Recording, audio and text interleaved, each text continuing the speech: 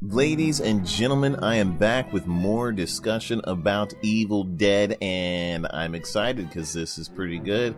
Jumped into Game Informer's article. They go over the classes of Evil Dead, and right off the bat, the first thing that has me super excited is you will not be able to pick duplicate characters in Evil Dead, the game. So you will not be able to have 4 Cheryl Williamses running around. You will not be able to pick duplicates in a group of one character. So if there is one Henry the Red, the other players are going to have to pick somebody else. Now, there are 4 different Bruces, each in their own class. So the only character you will be able to see duplicates of, but they're all going to be from the various movies, is Bruce Campbell. There are 4 classes: Leader, Warrior, Hunter, and Support. Now there is an Ash Williams in each class. So you have Ash vs. Evil Dead Ash, you have the original Evil Dead Ash, and then Evil Dead 2 Ash, and of course Army of Darkness Ash. So you'll be able to have 4 Bruce Campbells running around, 4 different Ashes running around. But outside of that, you won't be able to pick duplicate characters. I like this, you guys, because already this separates the game from Dead by Daylight, because one big problem in Dead by Daylight, I think, that has made Dead by Daylight just so caught up with itself to the point where developers can't control the balance of the game anymore to make it fun. It's more frustrating than fun, is the combination of having so many perks in the game, and on top of that, the survivors sharing each other's perks. I think that was a very bad move for Dead by Daylight. It makes it so every survivor is basically, there's nothing different about any of them, because eventually they can all just share each other's perks, and they're not, the integrity of the characters kind of goes away after a while, right? So, and now the developers have to also balance for all that stuff in Dead by Daylight. And I know I keep mentioning Dead by Daylight, you guys, it's because it is the biggest asymmetrical game. That business-wise, it is the most successful.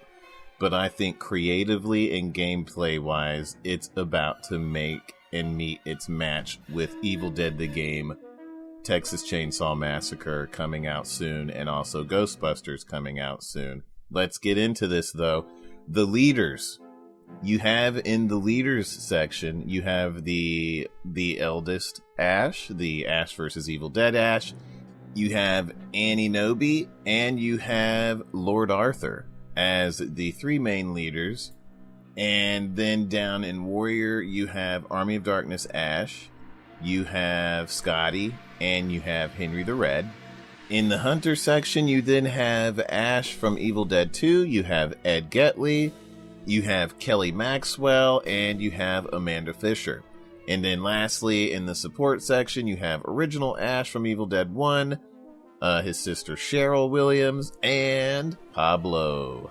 So, jumping right into it, you guys, this has me stoked. It says, leaders are all about auras and playing close to your friends. While this might seem like a no-brainer for survival, some of the more advanced strategies involve splitting up the survivors in order to push for objectives extremely fast before the demon can grow in power or lock down locations. If you do plan to stick close to your allies, leaders come with a variety of cool bonuses to make your entire group stronger, such as reducing incoming damage, boosting outgoing damage, reducing fear buildup, and more. Bringing leaders makes everything easier, so if you plan to be a team player, grab a leader and go. So, leaders are going to be cool. You'll want them around for, like, if you do want to split up, like they're saying, if you split up, you might cover more ground and get the objectives done faster. You might want to bring a leader and possibly a healer. So somebody that can kind of, hit a little bit hard, and a heal. Additionally, a leader and a warrior could go good together, because then you have somebody that's really good with melee and the leader could probably kind of negate some things going on, like damage and boosting outgoing damage, depending on the perks you put on the characters, and depending on what character you pick will ultimately determine whether you're going to have a good time splitting up as teams of 2 to go cover more ground. This is exciting. I like the back, like if you guys get down to thinking about it, the back and forth of just what characters are going to run off together. Maybe you can get certain perks over time to make a certain character pretty good at working together with another build, with another character. It just depends on how other people have their characters perked out over time once they start to level up their roster. The strategy and the back and forth that's going to happen, just experimenting with each character and doing, and who's going to get into what situation, because you never know, you might have like a weak group going out, like a group, like 2 of you decide to split up and do your own thing, right? Well, you might get lucky and avoid the Kandarian Demon for long enough. He might engage with the other group, right? And then the Kandarian Demon's busy fighting the other group, so the other 2 are kind of having it easy and getting away with a lot more. Additionally, you guys, you never know, they could add stealth mechanics to the, not mechanics, but more stealthier perks. That way, maybe your character might not get noticed as easy. Because I noticed when you play the Kandarian Demon that it can see some of these players from pretty far distance. They kind of highlight when it gets close. So in the future, if it's not, it might already be in there somewhere. Once you level it up, you never know. But an exciting thing could be that some of these characters could be a little bit more stealthier than others, and you could have 2 stealth players running off together. They might not get noticed together if they're quiet and they play well enough. It'd be a little bit more tension filled, because if they know if the Kandarian Demon shows up, they're going to get blasted. But if they can avoid and stay a little bit more stealth around the map, that's really fun, man. Dude, I am getting you guys, you have no idea. Let's move on to the warriors. The warriors love getting into melee combat and have extra health to support them in scraps. Warriors are better with melee options like axes, chainsaws, shovels, and more. Warriors generally get cool abilities to help them roll around in a pack of deadites, executing finishing moves to tear their body parts right off with style. Many warrior perks activate based on engaging in close proximity combat, and can even give temporary shields or invulnerability. Yeah, okay, so these are the heavy hitters right here. These guys, anybody that's a warrior is prepared for that fight, right? This is basically you in Army of Darkness, right? You're ready to take on the hordes. You're ready to just go in, frontline, bashing these deadites to death, right? No stealth, no nothing. You're just ready to go. You're ready to fight. Moving on, Hunter.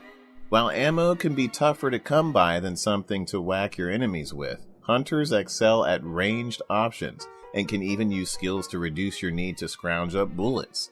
They can also hold more ammo, so once you're done with the opening phases of the game and loaded up to tackle objectives, you won't have to go hunting in houses for more. Hunters are also experts at finding more and better loot, so if the demon finds you quickly, you might be able to find some really great gear before the situation gets dire. Very nice, very nice. So again, the strategy, you guys see how when I'm reading each one of these out, the strategy and the depth of the game is sounding really delicious. Like, alright, and then supports. Supports come with numerous skills to help keep your survivors in the fray, including ways to create shields, gain health, or reduce fear. They come with bonus starting consumables too. If you're looking to bring a guaranteed all-star to the team, pick Cheryl Williams, as her area of effect healing zone can turn the tide of matches in your favor in an immense fashion. In fact, she might even be borderline OP. So grab some colas and go rock with support. Remember, supports in Evil Dead the game are still going to be deep in the action, looting, shooting, and scooting, even with their focus on helping to keep everyone alive. So look at them, you guys. Game Informer over here saying that Cheryl Williams might be borderline OP. And the game's not even out yet. You know, they might make adjustments. I'm sure that they're also beta testing the game with the devs. Devs could make some tweaks with Cheryl, but we'll just have to see. You know, when we get in the game, everybody, you know, somebody run Cheryl Williams, see if she can keep the team alive. Does the Kandarian Demon have a hard time getting through the team with Cheryl in the background just providing those heals?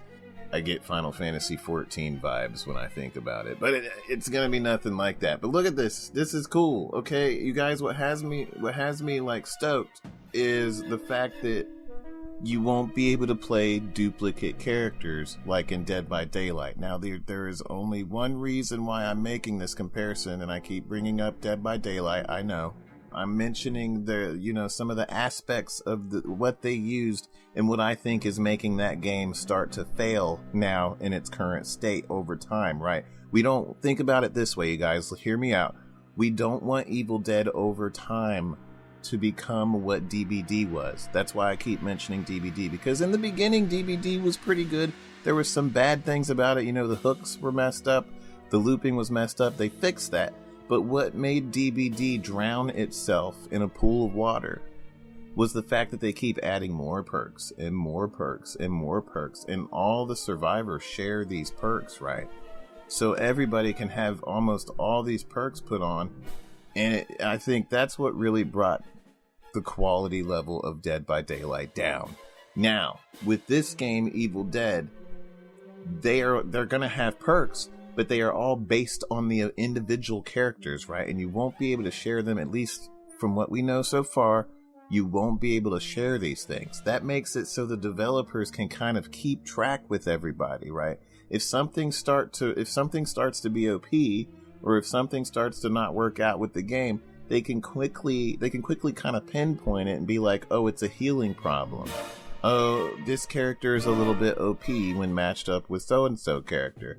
And they can kind of target and pinpoint the problem and then go in and fix it, right? So it'll be a lot easier to keep track of their game and the mechanics and how everything's working balance-wise once they get it made. Whereas if you look at Dead by Daylight, it's just a big old mess where you can't keep track of much, because eventually all the survivors, they share all these perks with each other, and people are just going to pick the more meta perks.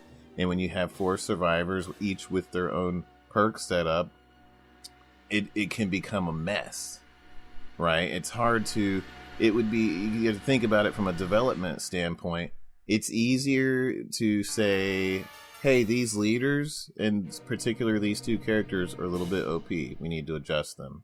Whereas when you look at DBD, it's like, oh, Naya, well, we can't say Naya because she can share almost any perk that all the other survivors have, and it's just a mess. So that said, you guys, holy shit.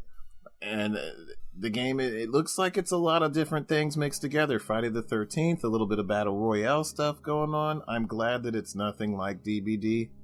I'm so glad that this game is not like DBD, but it looks like it's going to be just buttloads of fun. There's going to be an adjustment learning period where everybody's going to have to get comfortable with both Survivor and Kandarian Demon. There's a lot of strategy in here. They've made it deep. Now we can see why they've delayed it so many times, right? Because this game's deep. It's like a little Dungeons and Dragons kind of thing going on with the strategizing. The Kandarian Demon's going to have to be like, where am I going to go on the map? What am I going to trap? Where am I going to get the most orbs from? Where are the survivors at? And then when they encounter them, you're going to have to be thinking on the fly. Do I use a boss Deadite? Do I use a regular Deadite? What are they doing? Can I catch them off guard? Can I trap them? Can I scare them? What can I do? You know, you're going to have to be thinking real fast as the Kandarian Demon in order to put the fight to the survivors. And the survivors are going to have to be able to keep up with the Kandarian Demon. And I like that. Like, already in my head, I'm picturing some really cool matches with this.